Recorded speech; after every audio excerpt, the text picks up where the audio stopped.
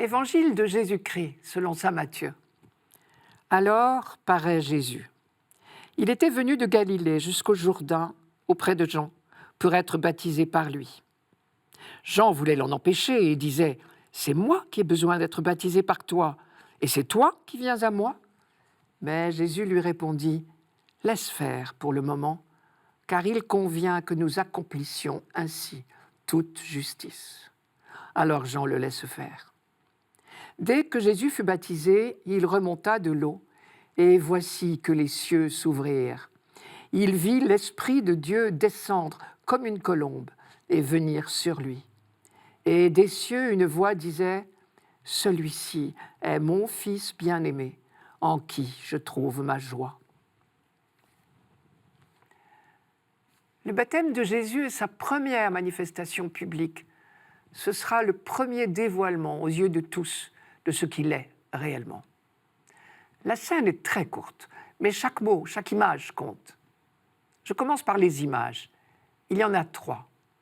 La marche de Jésus depuis la Galilée et jusqu'aux rives du Jourdain, un peu au nord de la mer Morte. La deuxième image nous montre le geste de recul de Jean-Baptiste.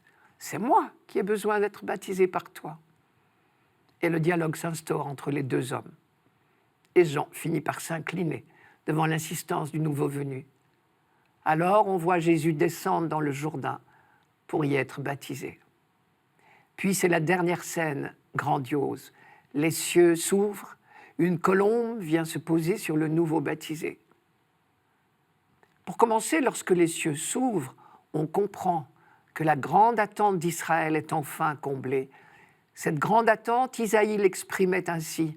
« Ah, si tu déchirais les cieux et si tu descendais pour faire connaître ton nom à tes adversaires. » Quant à la colombe, pour un juif, elle représente évidemment l'Esprit de Dieu, celui qui planait sur les eaux de la création, celui qui devait un jour reposer sur le Messie lorsqu'il viendrait enfin pour sauver son peuple et l'humanité tout entière.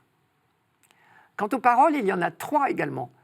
Tout d'abord, le refus de Jean-Baptiste.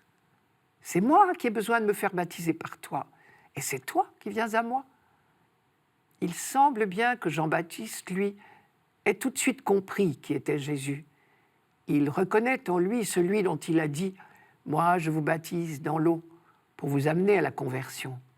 Mais celui qui est derrière moi est plus fort que moi, et je ne suis pas digne de lui retirer ses sandales. Lui vous baptisera dans l'Esprit Saint et dans le feu. » La deuxième parole, c'est la réponse de Jésus. « Laisse faire pour le moment, car il convient que nous accomplissions ainsi toute justice, c'est-à-dire que nous soyons accordés au projet de Dieu. » Alors Jean-Baptiste se laisse convaincre. Lui aussi veut de tout son cœur être accordé au projet de Dieu. Sa première réaction était empreinte d'humilité, mais elle exprimait les vues humaines. Une question analogue, d'ailleurs, nous brûle les lèvres.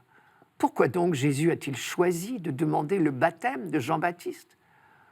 Pourquoi se mettre en quelque sorte à l'école d'un autre ? Pourquoi surtout prendre place au rang des pécheurs ? Jésus, lui, dit les vues de Dieu. Jean-Baptiste voulait distinguer Jésus du reste des hommes, mais ce ne sont pas les vues de Dieu. Le mystère de l'incarnation, c'est cela précisément. Jésus vient s'intégrer complètement à l'humanité. L'étonnement de Jean-Baptiste dit assez la singularité de Jésus. Homme parmi les hommes, il n'est pourtant pas comme les autres. Lui, le non-pécheur, va prendre la tête des pécheurs. La troisième parole, c'est celle de Dieu lui-même.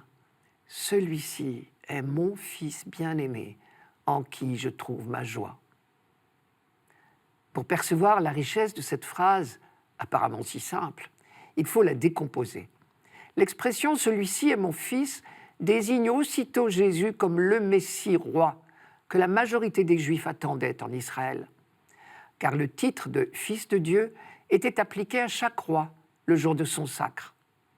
Attribuer ce titre de Fils de Dieu à Jésus, fils du charpentier de Nazareth, c'était donc proclamer que malgré toutes les apparences, le vrai roi Messie qu'on attendait, c'était lui. Alors nous comprenons mieux la présence de la colombe qui symbolise l'Esprit Saint. Nous venons d'assister au sacre du Messie. La fin de la phrase, elle, dit tout autre chose. Celui-ci est mon fils bien-aimé, en qui je trouve ma joie. Cette expression est la reprise d'une phrase du prophète Isaïe, qui disait de la part de Dieu, « Voici mon serviteur Jacob que je soutiens, mon élu Israël, en qui j'ai mis toute ma joie. J'ai fait reposer sur lui mon esprit. » Et la suite du texte annonçait la mission de ce serviteur. C'était exactement celle du Messie. Nous avons entendu cela dans la première lecture de ce dimanche. À la figure de Messie roi s'ajoute donc celle de Messie serviteur. Une fois de plus, on est frappé de l'insistance du Nouveau Testament sur ce thème. Il faut dire que Jésus a dérouté nombre de ses contemporains. Il ressemblait si peu à l'idée que l'on se faisait du Messie. La figure du serviteur, annoncée par Isaïe, a été pour eux l'un des grands textes qui ont nourri leur méditation. On en trouve des traces et des allusions dans de nombreux textes du Nouveau Testament. À la suite de cette annonce d'Isaïe, certains Juifs avaient compris que le Messie ne serait pas un individu isolé, mais un peuple.